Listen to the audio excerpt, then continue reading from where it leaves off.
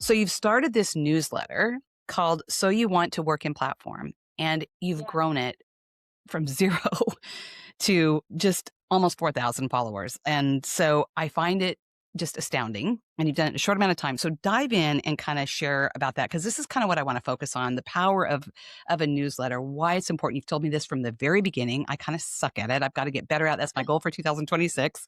But even when we were doing, the product business, you're like, Mom, you've got to do this. You've got to do the newsletter and the emails. It's your that you've got to build that community. Well, that is an excerpt from the interview that you are going to hear on this podcast. It happens to be with my daughter, Allie Mullen.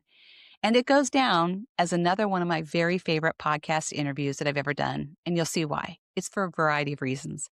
But Allie came to teach all of us, including me, about how to grow an email list and how she's done it and why it matters, especially now online, and how she's also growing or just launching another incredible side hustle business of her own.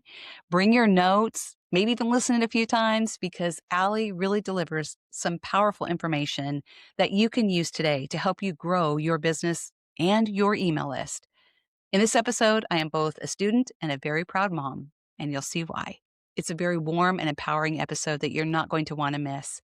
And a little bit of a background, Allie Mullen is a senior VC platform and operations leader with deep experience building founder-first systems, communities, and programs from idea through early scale. She is the director of platform at Antler, a global inception stage VC firm where she sits on the founder experience team and works across the U.S. offices. Her scope spans partnerships, bringing in six figures annually, system building and operations, and hands-on founder support. Prior to Antler, Allie was the first non-investment hire at Wireframe Ventures, an early-stage VC firm investing in climate and biotech, where she built the firm's operations, portfolio support, and community initiatives from the ground up. Earlier in her career, she worked across partnerships, community, and operations at early stage startups, helping founders scale their companies, and she's done it so well. Allie is deeply involved in the VC platform ecosystem. She is a board member of VIA, which is a members-only community of venture operators, and the founder of So You Want to Work in Platform, which we're going to talk about today. It is a leading newsletter, a job board, and an ecosystem for VC platform and ops professionals. She also just founded The Shortlist, a recruiting solution for VC firms offering dedicated search and an anonymous talent market search for non-investment off-market roles. You're going to be so blown away and learn so much. So thank you for being here at the Redlo Women Podcast. I'm your host, Terri Mullen. Let's go. Well, hello, everyone. I am just so excited about my guest today. My daughter, Allie, is here. And welcome, Allie. Thank you so much for being here. Thanks so much. I'm so excited to be here. I'm excited too. I've been wanting to do this interview for such a long time, and I know you're just so busy. So I have a lot to say, and I know you have a lot to share. So, as I described in the bio, you are a rock star in your professional career, and you've done some amazing side hustles along the way. And so I've asked you to come on and talk about how you've grown these side hustles, because I'm always beyond amazed and obviously so proud as your mom. You've got this very entrepreneurial side of you, and my listeners are going to learn a lot from you today. So I'm just excited about what you're going to share. So thank you very much. Yeah, of course. You've always been my number one fan. I say that as I was really stepping forward and reinventing myself and just trying to figure out what was next after raising all of you. You've seen me go through all my different evolutions, and I'm grateful for that. You've always sent me like people to follow. You've told me different seminars to attend. You shared lots of how-tos. And you were also really instrumental in helping me help my mom launch a product-based business. You completely built the website or rebuilt it. You set up all the newsletters and emails and so much more. And you were the first to help or tell me and Dad about ChatGPT. So you're always on the cutting edge of things. And so I love that about you. And recently, when I was with the kids, Matthew's girlfriend actually was telling me that yeah, Allie is just such a rock star and really well known in VC platform. And I'm like, wait, what? Yeah, she said, yeah, one of my coworkers actually knows of Allie and they were all talking about it. I'm like, seriously? She said, yeah. And I said, well, Allie never tells me this stuff because she's so humble about it. So anyway, we're going to dive in here just a second. But today you are the director of platform for a firm in Austin, Texas called Antler. But you've also created these side hustles like I've talked about. And as I mentioned in the bio too, you're also on the board of a VC platform community. So I want you to share kind of all this and break it down. So let's dive in. Are you ready? I'm ready. Okay. Define what you do for Antler. And for my listeners, describe what VC platform is because it's a lot, it's a big word. So share what that is. Tell us first what you do. For sure. Yeah. So actually a lot of people even in the industry are still learning about this job. So it's still pretty recent and growing within the industry. It's only been around for about 20 years or mostly gaining popularity in the most recent 10. But when you think about venture capital or investors, you think about the people who are making the investments, who are trying to find different startups to invest in, and the people who decide to make that decision to make the investment. But a VC firm is just like any other company, and it needs to operate. It needs to keep the lights on. It needs to run like a normal business. And so that's what VC platform is. A lot of different firms call them different things of what the job titles actually are, but I use VC platform as an umbrella term of anything that is not investing within a VC firm, venture capital firm. So that could totally range from running operations to building a community, running events for the founders in the portfolio that you've invested in. You could be totally focused on fundraising for the firm. A lot of people don't know that VCs have to fundraise themselves. So they go out to what's called LPs, limited partners, that are a lot of family offices or endowment funds or large institutional investors. And they have to go get the money to be able to deploy to founders. So that's a whole job called investor relations that helps fundraising or keep those LPs up to date. You could be focused on legal and finance, or it's a totally wide range. And so platform is simply the umbrella that is a catch-all term that is anything except investing within a VC firm. Ah, I love that so much. And as I was preparing for this and thinking about the questions I kind of wanted to ask you, I was thinking you really got dad's brain, like with the finance part. And it just excites me to see that you're in this space and that you've grown so much doing this. Just kind of a side note before we kind of dive into some of these other questions. One of the things you do too is you lead these groups that come into Austin and seek funds, right? To get funds, right? Is that what they're doing? They're looking for these investors. Is that correct? Am I saying that correctly? Yeah. So at the firm I'm currently at, we are inception stage investors, is how we talk about it. So inception stage from a founder perspective is literally inception idea of I want to start a business, or maybe it's right before they even know what kind of business they want to create and they're starting to figure it out. I will caveat and say that not all businesses, I would say the majority of businesses should not seek venture capital. There's so much that goes into that decision, but there's all these added pressures of choosing to go a route that receives venture capital. You have to Mm. move and scale so much faster.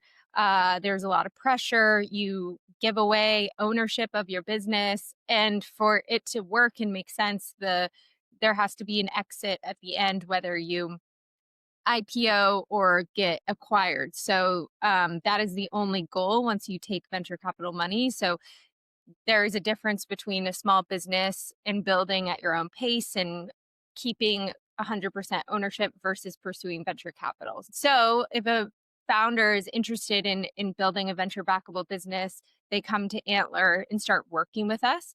We're really unique. This is not usually the normal venture capital type structure, but they come work with us before they receive any money from us. And Mm, for us, we get to work with them for a few weeks to kind of decide if we think that they're going to be a founder that will get to that exit level in, 8 to 10 years. So at the very beginning, it's less about their actual idea and more about who they are as a founder, as a person, how they make decisions, how they pivot, how quickly they work. And especially in the age of AI, things are moving so quickly. So mm. we get to see all of that up front, and we use that information to help us make the decision if we're going to invest or not. And so through my role, I've run a lot of different programs or done a lot of things on the community aspect to, foster founder communities within our physical office. We bring founders in, we bring in amazing speakers, we connect them to each other, we, do a lot of workshops, different things like that throughout the different programs before we decide if we're going to invest. And so I run operations and programming and community and all these different things within this, while our investment team is the ones meeting with the founders week to week to decide if they want to make an investment or not. And every week, our team kind of calibrates and chats and sees how founders are pacing week over week. And so that's kind of how our specific firm works. I've worked at other firms in the past where it's more typical of venture capital, where you're just starting to meet with founders, and throughout that process, you're actively, the term is diligencing them, doing a lot of research on, their industry and them, and doing reference calls and deciding if you're going to make an investment. And once we decide to make an investment, that's usually the first time I would meet them. I would onboard them and welcome them and share a bit more about my background and how I can continue to support them along with our investment team. Wow, Allie, it's so much fun, like, for me to sit here and just hear Mhm. you talk about this. Like, you are just so smart, and it just brings me such joy. And I know you love this role that you've had. Share a little bit about maybe what you love most about your role. Just touch on that a little bit. I find venture capital just super fascinating. And now, because being married to dad, like, I've learned a lot more of these terms than I used to know years ago, and understanding like what IPO is, it's initial public offering, and taking these companies public, all this stuff. So it's super Yeah. fascinating for me because it's not a world that I've been in, but I'm a part of just because of what dad does. So I love that you do all this. So quickly, just share a little bit about what you love most about what you do with this role. And then we're going to go into your side hustles. For sure. Yeah, I mean, it's interesting you mentioned like you got dad's brain of loving finance. Like I actually did very poorly in my finances classes in college. I wouldn't say I have the finance brain, but what I love about this job and why it was such an aha moment for me is I've always admired and loved and kind of kept track of especially certain founders that I admired and the businesses that they were building. But when I thought about venture capital, I always assumed that it was only for the investors. I didn't know that platform was a role that existed. And typically, to get into venture capital as an investor, there's a typical route. Of course, it's not the only way in, but usually you go to business school, you study finance, or you're a consultant, and then you get into venture capital that way. And that wasn't a path that I was interested in. My whole career has been on the startup side, Mm, and so, what I've always really enjoyed and what I loved in my career, but then also get to bring to this job, is that I get to do so many different things. I've heard a lot throughout my career of like the older you get, the more specialized you should get.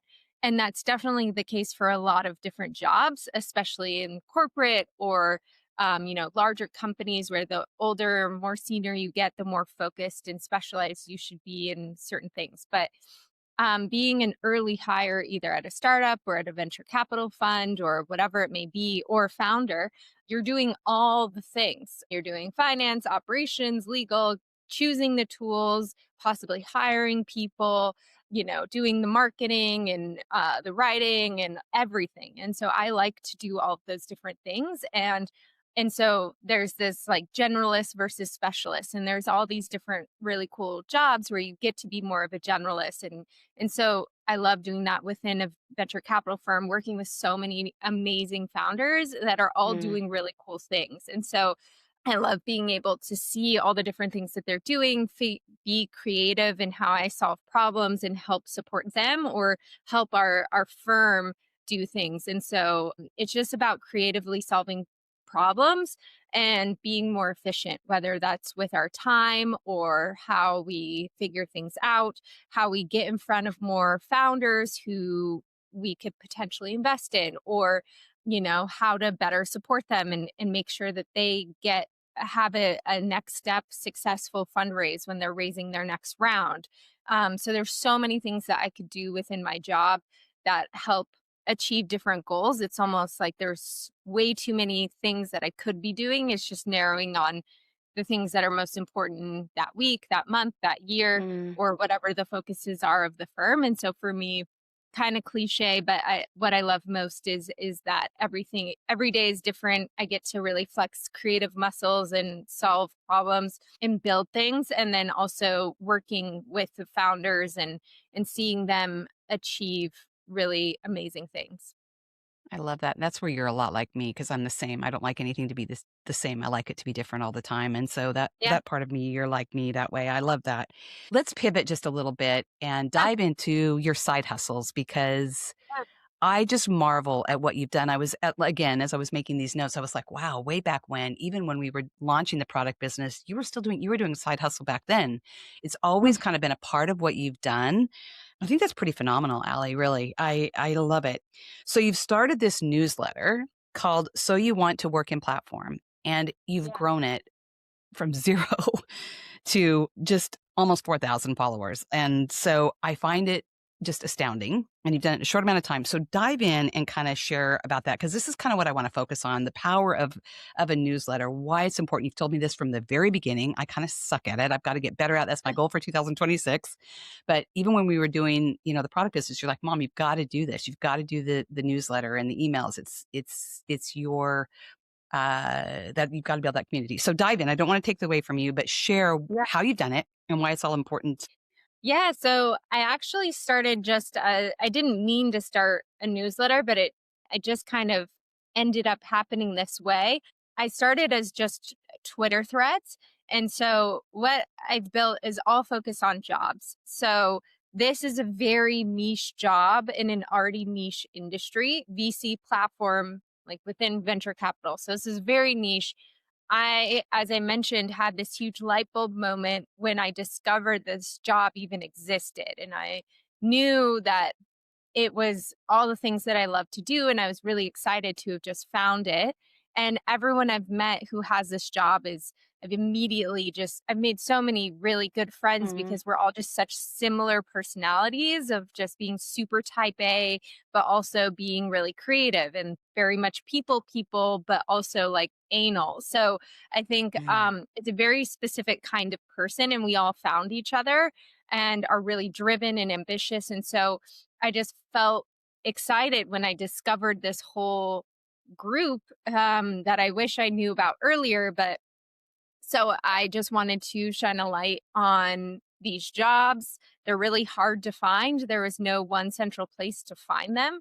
Mm. I found this job because I discovered a few people with certain titles on LinkedIn. I started reading about them and started looking at, different jobs. And I actually was reached out to by a VC firm with the job that I ended up getting, but it is really hard to find those jobs. And so I just started putting together Slack threads every week. Sorry, not Slack, Twitter threads every week of just different jobs that I saw throughout the week. And I definitely don't have a big Twitter following, but I felt at some point it's like this makes more sense as a newsletter. So it was only a few months later. I started in January 2023, and then by July I did my first newsletter. And I think my first newsletter had 60 subscribers, and they were mostly my friends. But every week it's grown slowly and steadily, and so it's very simple. And I think the reason why it works so well is because it's very simple, very upfront, the same thing every single time. It's just jobs, just a bunch of links, and it's just what you're going to expect. It comes every Sunday at 5 p.m. Eastern on the dot. So it's very expected. I think a lot of other newsletters, you have to like create the content and really put in like thoughts and opinions and construct it. Mine is so easy every week. It's just I'm adding jobs every day. We can talk through what my workflows are, but it's just an assembly and it's just links pretty much. And there's a format to it every time, but it makes it a lot easier. And so subscribers know exactly what they're getting. It keeps click through rates and open rates really high because it's a free newsletter. People know that they're getting information they can't really get other places. And so it really serves that purpose. So I think, and the other thing too is a niche within a niche. It's the only Yeah. one. It's a Yeah. huge white space in a small industry, but it's really sticky because it's the only one there. I'm the only one that is collecting all of the jobs. There are some other job boards out there. Most of them are focused on the investment roles of venture capital, not the non-investing jobs. Some of them have paywalls. And then also, a lot of them are just pay to play type job boards where they only post what firms submit. So you're not seeing everything. So it just takes a little bit of effort for me to go find the jobs. And then that's what everyone's getting in the newsletter. So it started as a Twitter thread. I didn't mean to start a newsletter. And also, I think for me, I was new in the industry, I was new to the job. And so very quickly, I just wanted to meet as many people as possible. I was asking around, asking folks for coffee. I wanted to learn from them of what they've learned throughout their jobs and in their VC platform, jobs, and what did they wish they knew at the very beginning. So I met a lot of people initially. And so I think that also was part of it, was just starting to make a bit of a name for myself. And it now has gotten really big where I've been in Yeah. conversations where I was just standing with some other friends who were talking about like, oh, I think I'm going to look for a new job. And I watched other people like, oh, have you heard of this newsletter? And I was like, that's me. And they're like, what? And so I also was kind of purposeful of being not like the face, just behind a brand name as well, because I started it very soon after I started in this job. Like I didn't have a ton of credibility here. Now I've been in it for several years, and I met a ton of people, and it's helped me meet more and more people within the industry. I've got to work with other general partners at firms who are looking to hire. I've gotten on calls where people are starting to think about this role for the first time and asking me for advice. I've actually gotten job opportunities that way. And so it's just increased my, uh, you know, reputation, brand visibility, whatever, in ways I didn't mean to. At the beginning, when it was just a Twitter thread, I was just trying to learn more and get more people informed on the fact that this job even exists. And it's had so many ripple effects of other positive things that have come my way. Yeah, I'm just marveling at all this because I think it's amazing, and I think it's just interesting. You just took action. You didn't really think about it a whole lot. You just kinda did it out of a need, but the coolest thing, I was just listening to a podcast about what to expect in 2026, in this online space, and it's really about niching down, you're super specific, super niche, and you also filled a need for something that wasn't out there, and you just kinda Mhm. jumped in and did it. I've seen you really mentor a lot of young women, like you said, like, you've been on these calls, you've actually talked to young women and helped them kinda find their space and coach them. So it's super impressive, Allie. It's just amazing, and I know when you first started, because I remember these conversations even with dad, you started out free, and now you have a paid platform as well, correct? When you Yeah. started so that gives Yeah. that gives people more specific details as to the jobs, correct? Yeah. So the newsletter, it continues to be free, and I feel strongly that it should always be free. And Can I I've pause had for a second? Can Yeah. I ask you why do you feel that way? And then you can go into the rest. Why do you feel that way? Yeah, because the initial reason of why I started it was to create more visibility into the role and to you know, what is the word I'm thinking of?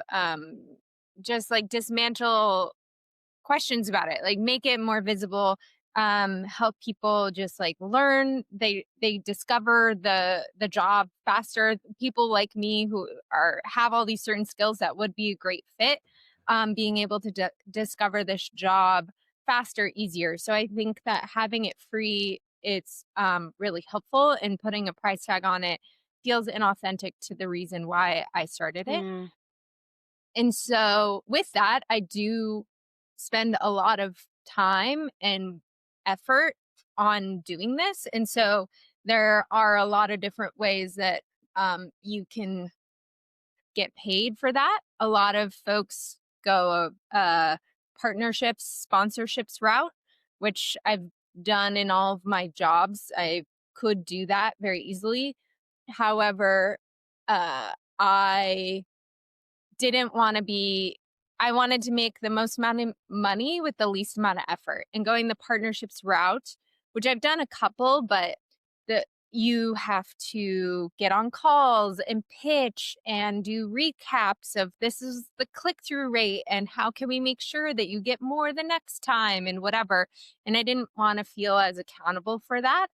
And also I wanted to maintain subscriber trust. They're getting mm, this for free. They know what they're expecting. And if I start clouding it with all these sales things, then the trust could decrease. And so having it be open and free is a huge entry level of the top of the funnel where I can mm, sell other things to people who want to pay or get more thereafter. So about a year after I had a consistent newsletter. And also, you have to have a solid amount of audience to then sell to after. You right. can't just, well, you could start selling off the bat, but it helps to have a solid audience first and have built that trust first. So, what I built on the paid side is $10 a month.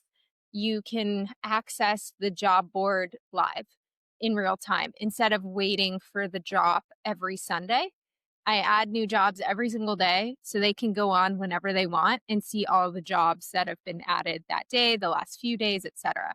They can go on and favorite jobs, or they can do whatever they want there and just see when jobs were added.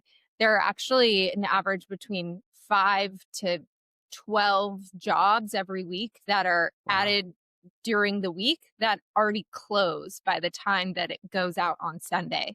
So Wow. that's how quickly it goes. And especially for these top jobs, they're getting hundreds of applications. So to be a first Wow. mover is important. So I was already had the workflow of adding new jobs every day because of how many jobs go into the newsletter every week. And so why not just give people access who want that more often, who are active job seekers, things like that. So I added that. It's only $10 a month. I did it low cost. It probably should be more, but again, with like keeping access uh achievable for people who, especially job searching. I don't want to charge people who are job searching a lot of money. Yeah. This is a helpful service. So with each of these things, there's not like a huge rocket moment. It's been very slow and steady up into the right week over week, and it's taken time to build. And so it's just about consistency. Like it goes out every single week. I add new jobs every single day, and it's just like an easy workflow. And there's things I've done to make that as quick and efficient as possible. But that's what I've added with the paid piece. I've started to introduce some other things. I added resources, I've added interviews, and now I've recently Mm, started to do a monthly event where I bring in a friend and interview them. And that's actually been really, really mm, interesting and cool, of just being able to answer people's questions in real time, see what the things that they're wondering. And so if you're a paid member, you can join those for free. For anyone else, it's $15. But so yeah, those are the things I've started to tinker with on the paid side, and for the business model that I've done, this is what makes the most sense. I want to, and I feel strongly about keeping it free. I know a lot of other folks who have paid newsletters. Substack is very yeah. good for that if you're trying to charge your subscriber base, but it just feels like every newsletter is a paid newsletter. And especially when you're job seeking, I've been in that position, like you just want that information. And so I offer, if you want to pay to get more, you can, but you will still always receive so much value every week. I love that, Allie. It just shares your heart too and your passion just kind of behind the whole thing. It's so authentic that you really are just trying to help people. And so I think coming from that place is probably that comes across, and that's what's helped your growth. And I love it. I love your price point. I just saw that Jenna Kutcher now has moved over to Substack and she's charging $8 a month. So I think you're on point with what you're charging. Yeah. And obviously, you gained a lot of value, and I know you've told me about doing this monthly thing where you're going live and helping people. So it just lights me up. I'm just so proud of you. So that was a great explanation about all that. Um, for I guess I kind of and I love it too. Like you talk about, like for the paid platform, you've really got to have that following, right? You've got to already have built that trust. And I think just because where social media is kind of going, like these more personal, in depth things like this where you're really offering value is where we're headed. And I know people get kind of freaked out all this stuff about AI and all that, but I think like as that grows and we can save time moving towards these areas where we can really offer value and have that connection is so important. So, a couple thoughts here. If somebody like if my listeners want to do a newsletter, kind of share well, obviously you probably start with free. Kind of share some of your thoughts about why it's important to start a newsletter and what this does, and kind of even share some of the tools that you used and how they helped you, and maybe even where you are with some of this today. For sure.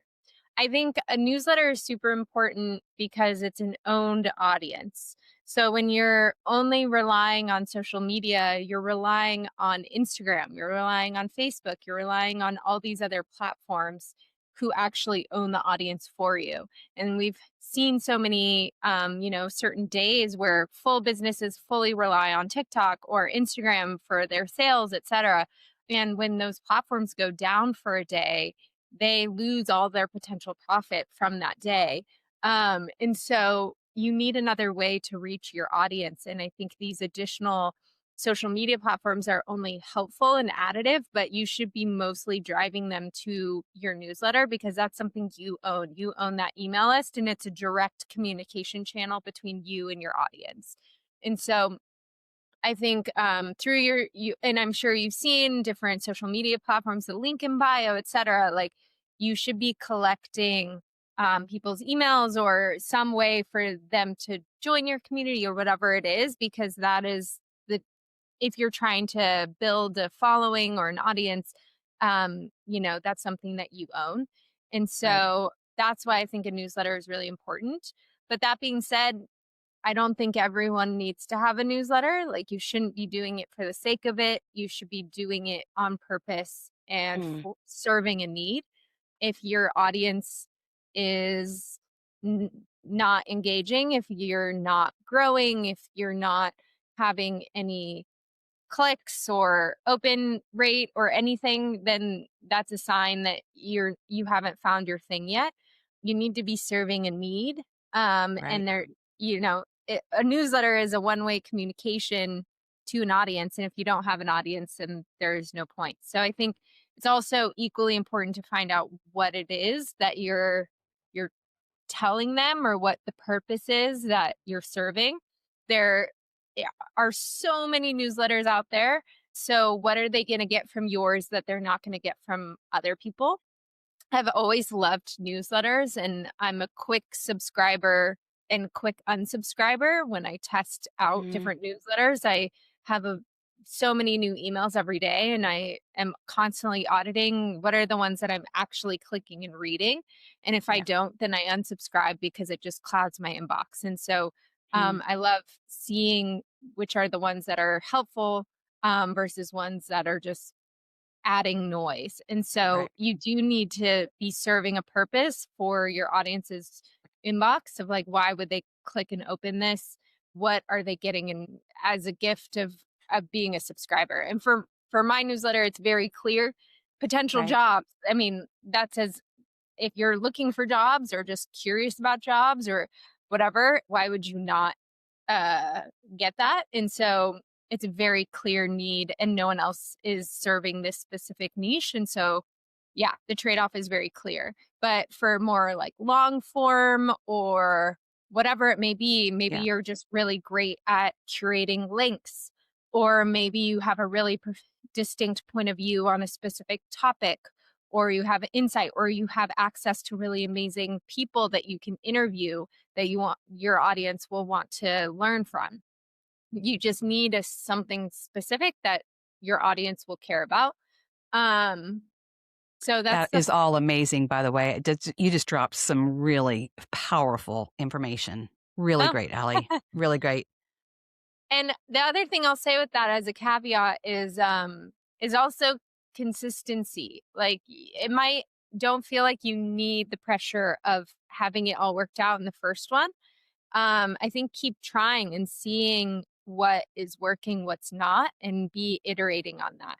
I have a friend who now has built an entire career on speaking opportunities. And, but he started just with like doing a video a day on AI. And his only goal was to make the next video better than the last one. And with Wow. time, he started realizing, oh, I should probably change my shirt. Oh, I should get a better mic. Oh, I should update the lighting. Oh, I should use this tool instead. It'll make me save more time. And with time and the iterations, it was Yeah. so much better week over week, month over month, year over year. And now, because of the videos he built, then he launched a newsletter, then he built a course, then now he's starting to speak, and now he's made so much money on speaking. Wow. Um, but it's just consistency and showing up and learning day over day in small increments. So I think the best thing you can do is just keep at it and listening to your audience. So in making sure that you're serving them and you're not just doing things in a black hole. So yeah, I think for me, I love that. And I think it's kind of helpful of having the predictability of my newsletter every Sunday at 5 p.m. You don't have to do it that way, but I think it's good to have that consistency. I've had someone tell me once that my newsletter kicks off their Sunday scaries Oh, because they I know, love that. well, it's like they get stressed that the work week is coming, but also they are glad to like get into the work frame of mind. So yeah, I think those are all kind of key pieces of what is important about a newsletter. But getting into the tools side of things, there's so many tools out there. It's easy to get overwhelmed. I think there's no magic tool that's going to solve all of your problems or make you be successful. Right. The tools are just tools. And I think it's definitely important to do your research and pick the ones that you feel like you get good at and make sense for you, but don't like put all of your eggs in a basket of a tools being the magic that's going to launch. But for newsletters specifically, I would say Substack and Beehive. I personally use Beehive. I think it's a founder I've followed for a really long time. I just enjoy them as a business and how they're constantly iterating and changing and growing. It's very user friendly, and I think between them, the difference between a Beehive versus a Substack. Substack's really known for writing and subscribers paying for the content, and Beehive is a little bit more of like making newsletters a business. There are some things where I've included some sponsorships in my newsletters because Beehive just serves them to me. Because Wow. certain businesses just pitch themselves to be included in my newsletter. I'm like, sure, let's test that. And I think I've made like $300 from it so far. That's Like awesome. 340, I think. And that's just been like, sure. And they just make it super easy to do it. That's There's awesome, so Allie. much This is more that news. you, That's news yeah, to me. I didn't know that. That's awesome. Go ahead. Sorry, I didn't mean to there's so interrupt you, but much that's more awesome. that you can do also within Beehive that I haven't even really cracked, but I really enjoy it as a platform. And then I'd also encourage Substack. I know a lot of people with Substacks that really enjoy it. So those are kind of the two that I would suggest, but there's other ones out there. It just fully depends on the purpose of what you're building and what tools make sense for you. I love that. And also, I think something that's kind of interesting, I wanted to circle back on a couple things. Number one, when you're doing this, like as you've even started, so much of it just starts out as kind of a passion that maybe you have and trying to fill a need for something, right? As you're growing, like you're Yeah. telling the story of how you started, and then your friend that just decided he's going to show up and start doing a video and all that it's led to. It all kind of always builds on each other. And also, we were talking about Beehive because these are 2 platforms I don't think that are talked about that much. I mean, Substack obviously Mhm. is really well known, but I know you've shared about Beehive with me because we always think of like MailerLite and Mailchimp and all these other things. And so I love that you're sharing these other 2 platforms because it's a really great avenue for people to consider and the reason why behind it, who their audience is, what they can do on the platform, et cetera.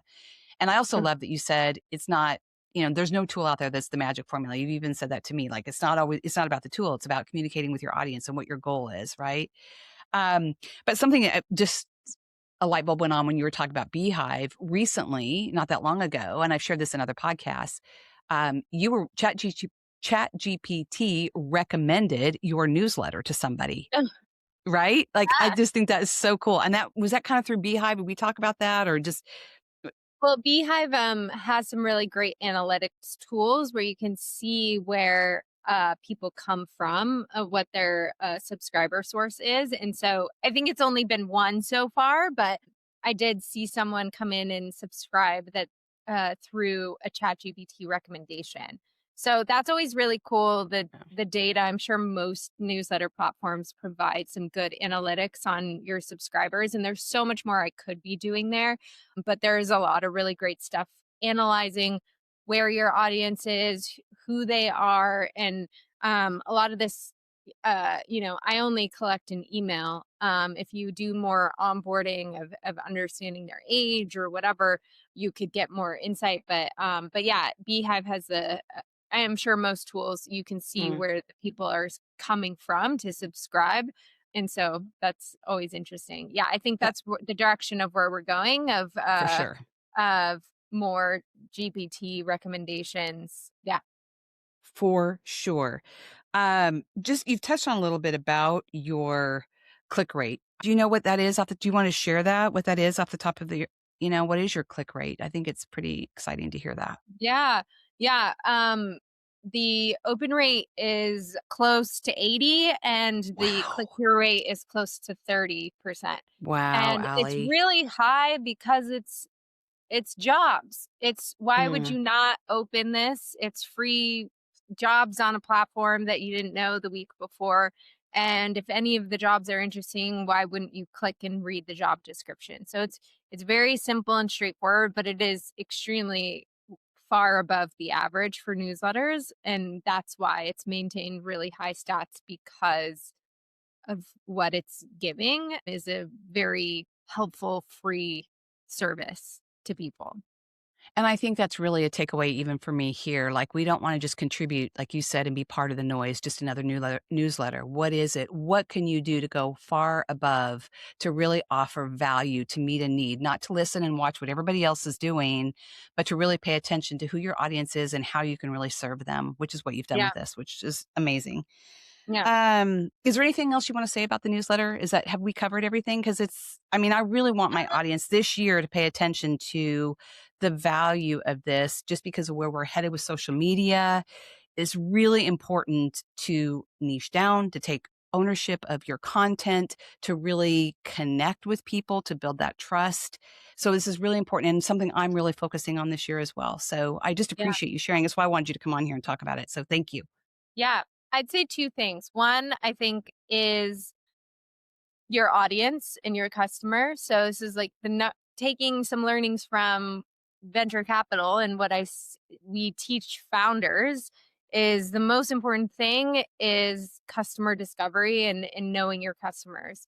We love sharing these examples of founders in our portfolio who are super successful, uh, who know their customers so well. They have them on speed dial. They know their children's Mm, names, these mm. things like that.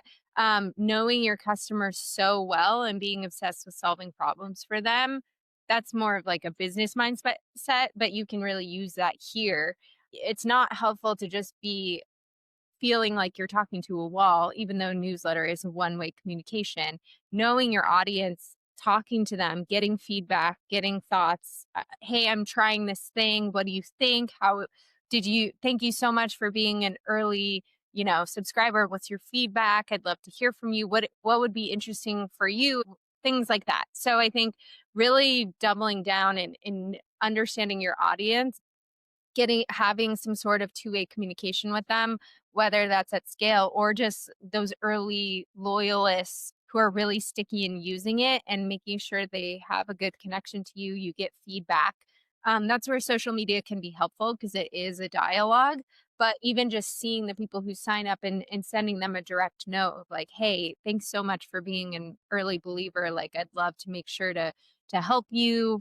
I've made Mm. intros to certain firms for certain candidates, based on, how much they've been helpful for me, things like that. So I think being in touch with your audience, which in a business mindset is your customers, but audience first before they can become customers. But you're Right. serving a purpose, you're serving a need, and you need to not just be doing that in a vacuum. You need to know what they're thinking, and build for them, not just for yourself. And then secondly, on the tools piece, I know I talked about just newsletter tools, but the actual operations of my actual day to day of like gathering jobs. It started at very first of just being in my Apple Notes of just like doing links. And then it started getting too big. And then I moved to Google Doc. And then I moved to Airtable, which again, Mm. same thing with the newsletter tool. It's Airtable is my tool of choice. It's not gonna might not be the same case for you, but I am obsessed with Airtable. I love Airtable so much. And so I built a really intense system in Airtable that makes everything as seamless as possible. And so there's all these different fields that are are connected to automations or are formulas that present the information in a way that essentially all I have to do is go in and copy all these different cells and paste it into my Beehive newsletter, and everything's already formatted and hyperlinked and ready to go, and tagged the right way. So that also, the folks who are paying to see the job board, that's also the back end is Airtable. It's presented in a nicer way to them. I use Softer, Softr, as it's a no code website builder, but the back end is powered by Airtable. So that just makes it really easy.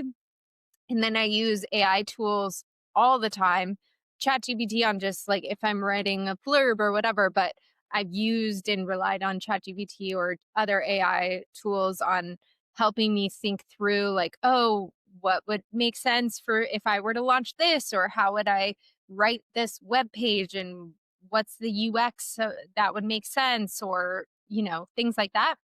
And then I've now that we're in this age of AI with agents, Yeah. and things like that, I was still manually adding jobs every single day of mostly I collect the minimum amount of information, the job title, the company, the location, the job link, the number of years of experience, and the salary. So the rest is kind of autofilled, but those are the things that are most important, and I was manually entering that into Airtable every week. And so Wow. been testing around with different AI tools, and I found this free one that is been so helpful called Tasklet AI, TASKLET.ai. And I have it connected to my Airtable, and now I just like copy paste job descriptions into it very quickly, and it Yeah. parses out all the information I need and automatically adds it to my Airtable. So that's made my Wow. daily job adding that much easier. And then by the time I get to Sunday, when I'm pulling all the jobs, it's already formatted, hyperlinked where I just copy and paste. Still takes me about an hour to assemble a newsletter every week. So, and I'm always thinking about how I can make it more efficient. Wow, that's incredible. I'm just sitting here like my mouth's on the floor. I mean, I know you and I love like some of this tech stuff too, but you're even further ahead with me on this. It's Can just you about just tinkering. It's just about yeah, testing and not things being and playing afraid, with it. right? And Yeah. not being afraid to go in, and which I'm not. Like I go in and just that's I was just helping a client yesterday and I'm like, just get in there and we just have to do it. Like it's you're not going to Yeah. screw it up. Just you can't sit out here and be afraid. You got to dive in, give it a try. You're not going to ruin anything. It's fine. And Yeah. it's everywhere. Everybody thinks that AI is in everything. Dad and I just got a new printer yesterday. I set it all up on my phone. Like I'm like, you can't be afraid of all this. This is where we are. This is the age we live in. It's no longer, people can find out anything about you anytime. I mean, you have a phone, people know about you. Like That's just the way I think. Anyway, Well, more than that, just using AI, like any questions you have, yeah. it's so helpful. On Yeah, thinking it about your is. business strategies, strategizing on things, writing a newsletter. I mean, definitely Yes. don't contribute to the what the term is, the AI slop. People can Right. are starting to see and have a bullshit meter of when things are fully AI Right. created. Right. So I think that's also something to keep in mind if you're creating a content newsletter. Your audience will know if it's just all AI generated content, like what makes Right. you uniquely interesting on the writing Right. that you're producing or the service you're providing with your newsletter. Right. I want to ask you one more question, but before we do, I just want to, can you just clarify for me? And we've talked about this because Airtable is a little bit like out there for me. Compare that to something like, um, what am I thinking? Why am I going blank? Squarespace? Yes. Like, so compare Airtable to something like Squarespace. Like, what exactly, in just a few sentences, if you can, like for the listener, what is Airtable? Because it's a different platform, and Yeah. these are things. I mean, you're sharing things that people have not really heard about, especially my Mm. audience, right? And women that are like midlife that are afraid of technology already. Anyway, share a little bit if you can. Compare that to something like Squarespace. What is the difference? Totally different. So Squarespace is a website builder. That would be Squarespace is similar to Webflow or Softer is what I use. It's creating websites. Airtable is essentially Excel or Google spreadsheet, but Okay. smarter. Okay. Because it you can connect things and have it do things automatically. It's essentially just a spreadsheet, but you can dial it up more. So that Okay. is like my information center. Okay. Um, CRM, customer management, you know, you Okay. so how whatever tools you're using as your single source of truth, whether that's a Google Doc or, you know, I'm very much in like tech. So I Okay. you're Yeah. saying like Beehive and these other platforms, like people don't know about them. I just hear about them all the time because I'm in this bubble probably. But Notion is like this cool new Yeah. forward, you know, version of Google Docs that's smarter. Airtable is kind of like that. It's just a spreadsheet. It's where I keep all of the jobs that I add every day. It's where I keep all of the people who subscribe for the paid version. It's Okay. where I keep all of my information about the business. It's about where I track the newsletters I send every week and how many like the growth rate week over week or the open rate. It's just a single source of truth for the business. And just because I'm talking about Airtable, I chose it because I love it so much. But again, the best tool is the one that you actually use. If you're like paying or trying to get up to speed on whatever tool you heard someone use and it doesn't make sense for you, then you're wasting your time. Yeah. You should just use whatever works best for you, but there's a lot of great tools out there that can help you work smarter, not harder. And so I wouldn't dive into something that is like super overwhelming. Take it one step at a time and just start tinkering with it a little day over day. No, I love that. Thank you for clarifying. That's super helpful. Yeah. As we're kind of closing out here, I just first of all, I want to just thank you. Like I've been so quiet because I'm just listening to you, and it's fun for me as your mom just to. I'm just so proud of you, Allie. I really am. Thanks. I used to joke that when I grow up, I'm going to be you. So I just love your fearlessness, your drive, your intellect, your compassion to help others, and just all the things. I'm just really proud of you. So I just sitting here marveling, and I know you've really dropped a lot of really great, powerful information that will really help my listener. And I think it's so important as we're stepping into this new year to pay attention to how we are trying to grow our businesses and be very intentional who our audience is, being very clear on who we're trying to help and not get distracted by all the gurus and all the things. But what is Mm. it that you feel called to do? So, and I love you sharing your stories of how it all has started and as a side hustle and that you're still doing this. Like, I marvel because your business is also, your profession, what you do day, you know, your 9 to 5, so to speak, is also very demanding. So it's pretty amazing. So Yeah. thank you for sharing it. So on that note, as we're closing out, you also have another thing that you've launched, um, Yeah. which is you've been working really hard. Do you want to share?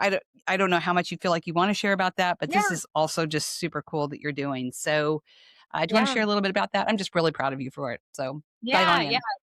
So this is it's called the short list, and I'm doing it in collaboration with a few other communities groups um that I know really well, and it is something I've just been like sitting on for a while. So my newsletter serves the purpose of sharing every publicly posted job on the internet for non-investing VC roles. So I have all of my links ready to go of where I find all these jobs that I scrape every single day. But the truth is, the vast majority and definitely the best jobs in this industry are never publicly posted. They're Hmm. always kind of hired behind the scenes through whisper networks, through people asking, "Oh, I think I might hire someone. Do you guys know anyone?" Things like that. And so there's this huge gap of the jobs, especially the best jobs that are still not really being serviced, both for the firm. They are not sure, who is out there, who is looking for jobs. People that currently are sitting in roles in VC could be really interested in that job, but they don't really know that they're open. And then also from the candidate perspective, you're losing out on jobs that you don't know are available if you're only Hmm. looking at the public ones. So the short list, there is two things. One, there's a dedicated recruiting option. So firms can come with work with us. We have a recruiting partner who will fully service the recruitment talent placement piece for a job. And that's the typical recruitment structure of taking a cut of the base salary if we successfully find the person for that role. We've already made our first successful placement, which was really exciting. Wow. Um, Congratulations. That's so exciting. Thanks. It's And awesome. then the second piece, which is what has more kind of recently launched, is what we're calling talent placement. It's more self serve. So we've gotten almost 500 candidates, people who are open to jobs, join the shortlist essentially by filling out an entire profile of who they are, where they're based, the kinds of jobs they're open to, their expertise, their bio, all of that good stuff. And so they are added to a talent pool. And then firms can sign up and view that talent pool and reach out. There's a huge piece here about anonymity and Hmm. not being open on both sides. Sometimes firms are trying to replace someone in a role, Mm. Mm. or they don't want to announce that this role is open. They don't want to get a flood of hundreds of applications that they have to deal with a bunch of people that aren't good fits. And then also, candidates don't want to be out there saying that they're looking for a new job if they're currently in a job, especially VC firms. Everyone knows each other, and you don't want that getting back. So all of the candidates in the pool are blind. So instead of saying Allie Mullen, I'm candidate number 371. Oh, And wow. Okay. all of the information on there is taken out any specifics around any identifiable information. So there's a bio where I use an AI, formula that kind of takes away anything identifiable and updates the blurb there. And so when firms are viewing that, they can filter, oh, this job is based in Boston, only people who in Boston, pop up, or this is specifically focused on finance, filter out the people who didn't list finance. And so they can request an intro to these people. And so if they request an intro to candidate 371, I would receive an email. Hey, XYZ firm that's hiring for XYZ role is interested in chatting with you. Here's more details about the job. Do you want to talk to them? And if I said yes, then just connected over email. So that's what I've been building out, and we're just rolling it out to firms in the new year. We already have a solid wait list there. And so I think this Wow. is going to be a really important piece on closing the gap on the behind the scenes piece for job filling and helping both the candidates and the firms solve problems there. And so this is a much newer, more complicated thing that's been built. We also have several parties involved, and so it's been much more difficult and intense on the building side. I've relied a lot on ChatGPT and Zapier, which, is like connecting tools between applications. If this happens, then this will happen, type of things. And so I've learned a lot, and all these skills Mm, I'm doing in my side hustle just make me better at my job. And so I love yeah. kind of building and tinkering, but that's the new thing. Wow. Couple things as you were talking. I mean, I just realized like your whole life, you've always been such a really good connector and networker. So Mhm. doing this, you're kind of this, I don't want to say middle person, but you're kind of bringing people together. Yeah. Um, from the way you've built this and the very fact that you've built it. I mean, I've known, you shared with me, I mean, you were heads down trying to build this. You've built this completely, kind of like you did the website back in the day. You've built this like from the ground up with everything you've had to, right? I mean, Yeah. you built this whole thing. Like it's incredible. And all the way the workflows and just kind of all these things, uh, like you said, even to keep that anonymity and just the way that will all flow. So that's incredible, Allie. Just Yeah. amazing. But Really it's exciting. been, you know, the building this after So You Want to Work in Platform made it that much easier because I already Mm, had credibility, trust. It made sense to this niche audience. And we track where all the candidates come from, as well as the mm, firms. And 80% of candidates who've created profiles have been sourced from my newsletter thus far. So it's, the one wow. is serving the next, and it makes it that much easier and helpful than if I were starting this one from scratch. I also have other partners who also have credibility and are pushing it out to other um, their own channels, things like that. So there's a lot of other things. It's not just built in a vacuum. One is helping the other, Mm, and so the reason it's helpful and working is because it's solving a need that exists. And yeah. so yeah, but marketplaces are notoriously difficult because it's always a chicken or the egg. Well, the firm Mm, can't sign up until there's enough candidates in the platform. Candidates are excited to build it or join, but only if there are firms using it, things like that. So it is a difficult thing to build, but yeah. wow. It's super exciting. I think this is your best yet. Mm. Like it's exciting. And I know you're excited about the people that have come on board to help you do this too. So really Yeah. exciting. Yeah. Well, I just am so proud of you and I love you. Thank you so much for sharing everything. Of Um, course. it's been super helpful. Like all the just, I'm going to put in the link too, just where people can connect with you. I'll put the link to Yeah. your newsletter because I would love that in the show notes as well. But Oh, also, go one ahead. final thing. Sorry, I wanted to That's mention, okay. I forgot. LinkedIn has been a huge, huge driver of growth for the newsletter. Mm, yeah. Um, what I've done is just anytime I see different people posting jobs for their firm or, on LinkedIn, you can share certain jobs. I always comment as So You Want to Work in Platform, like, great, I just added this to our newsletter. It'll be included on Sunday and include the link. And so people are like, oh, what is this? And they click it and then they subscribe. So we have Wow. almost exactly a 1-to-1 ratio of LinkedIn followers to newsletter subscribers. And so it works because it's jobs. That jobs is Yeah. LinkedIn. That's where that makes sense. And so knowing your channels, knowing your audience, and using different levers to help drive growth is important.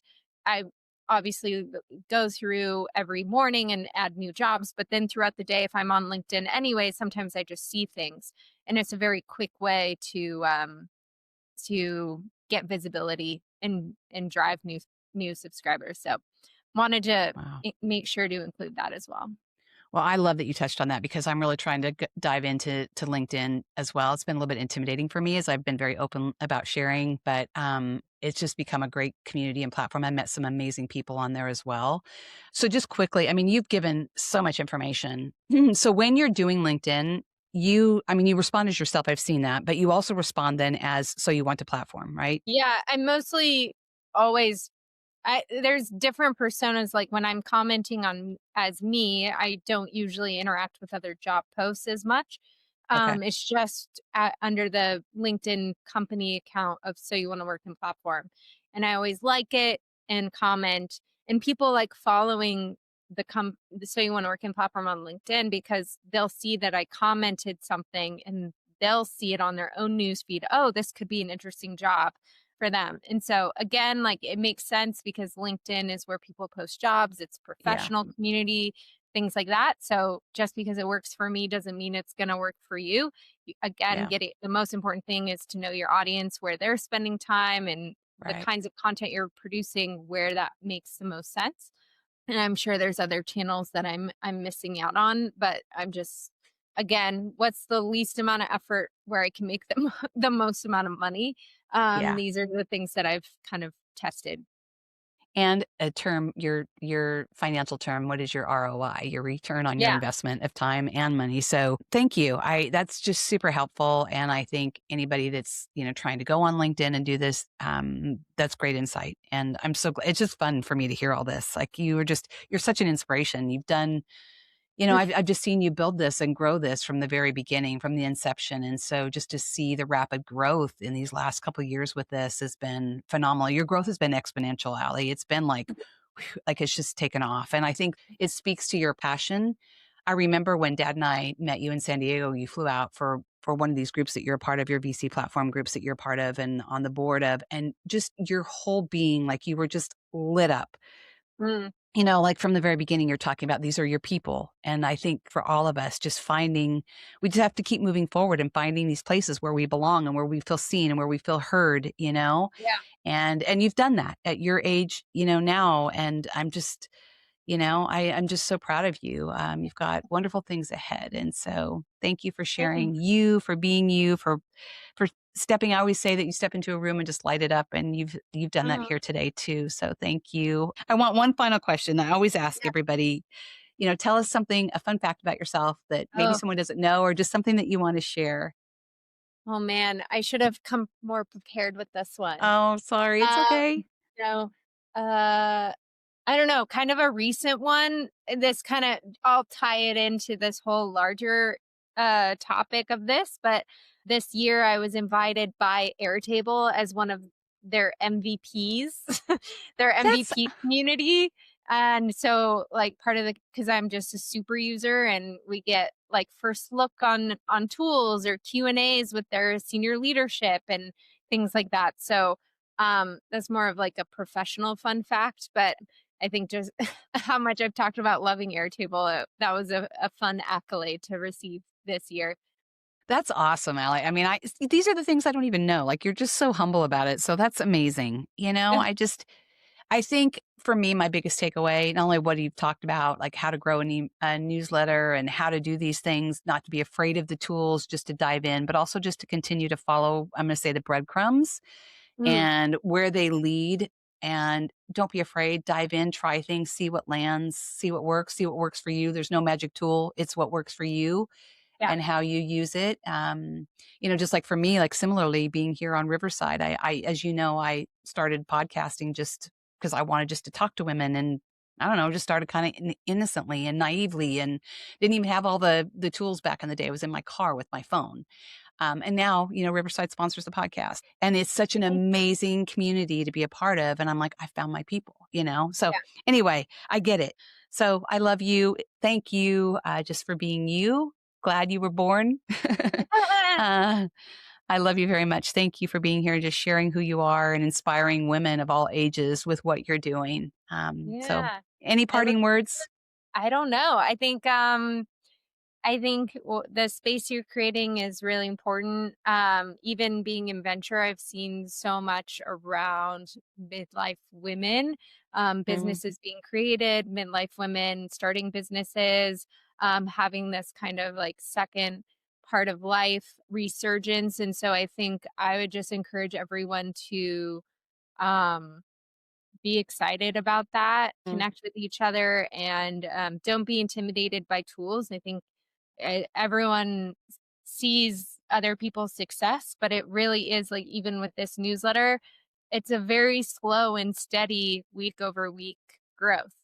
Yeah. There was no hockey stick moment. Like, it's just Right. been very slow and steady week over week, a couple new followers. And I think I've had like one day of 0 new followers, but it no more than I think 15 in a day. So it's been very Wow. slow and steady. So I think it's just keep at there's this, I mean, it's like January 3rd. So New Year's, there's so much around like resolutions and goals. The most important thing is just steady consistency over, Mm, you know, trying to like do so much so quickly. So I think, yeah, just be consistent, test new things. Don't feel like you have to have everything 100% before you launch. Just launch, talk to your customers, and iterate, and just make the next one better than the last. And mm, there's a lot you can do there. So I'm so proud of you and the space mm. that you've created here, and I think it's really important. And hopefully, your listeners get some nuggets out of this one. Well, I think they will. Lots of wisdom beyond your years. So thank you. I love you so much. Thanks for being here. Love you too. All right, thank you. Bye. Bye. Thank you so much for being here today. I hope you have a few key takeaways that you can apply to your life. And if you don't mind, take a few moments and leave a review that lets other women know that we're here making a difference in your life and theirs as well. Until we meet again, God bless.